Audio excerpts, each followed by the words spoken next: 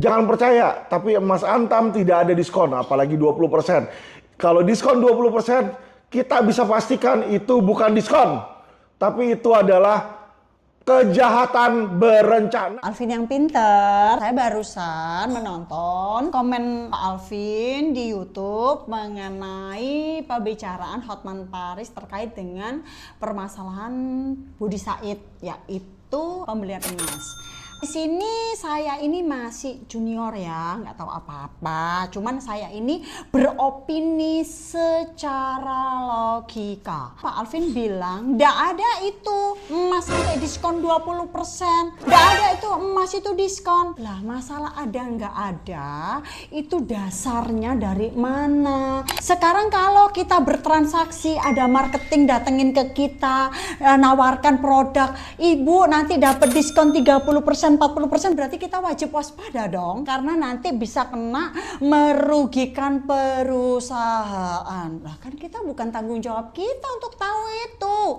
Customer itu taunya datang ataupun didatangi, ditawarin, setuju atau tidak. Begitu setuju tinggal transaksi, kasih duit.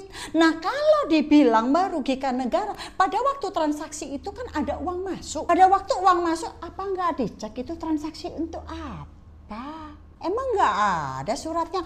Jadi sekelas BUMN, Antam sebesar gitu, itu uang masuk nggak ada pakai kwitansi, nggak ada pakai nota, nggak ada apapun lah ya. Jadi uang masuk asal masuk gitu aja ya berarti ya.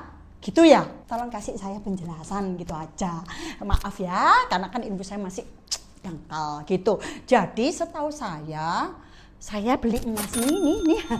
ini ke teman saya itu juga didiskon loh. Berarti jangan-jangan saya juga merugikan ini. Saya takut nanti saya kena. Gimana ya? Saya dirugikan enggak ya? Saya kan enggak tahu ya.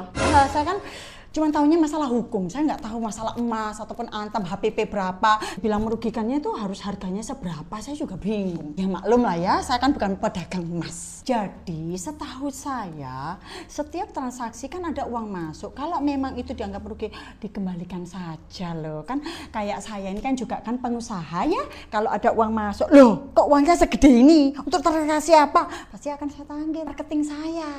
Kalau memang itu marketing saya yang salah, saya pasti akan ngomong ke customer, Ibu maafkan, Bapak maafkan kesalahan dari marketing saya karena perusahaan tidak menjual dengan harga segitu. Lah kan perusahaan sebesar Antam kan SOP-nya udah jelas. Masa transaksi keluar masuknya uang itu siuran gitu aja nggak ada notisnya kan?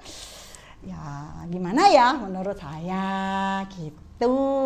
Jadi kalau saya kembalikan karena perusahaan saya itu tidak menjual harga segitu Ibu, karena nanti perusahaan saya rugi. Jadi lebih baik uangnya saya kembalikan karena kontrak itu tidak disetujui oleh perusahaan kami dan itu di luar daripada kewenangan ataupun aturan dari perusahaan kami, karena ini sangat merugikan. Maaf ya Ibu, ini dari kesalahan marketing saya. Uangnya saya akan kembalikan dan tidak akan ada transaksi. Kalau mau kita ikuti harga yang memang standarnya segini.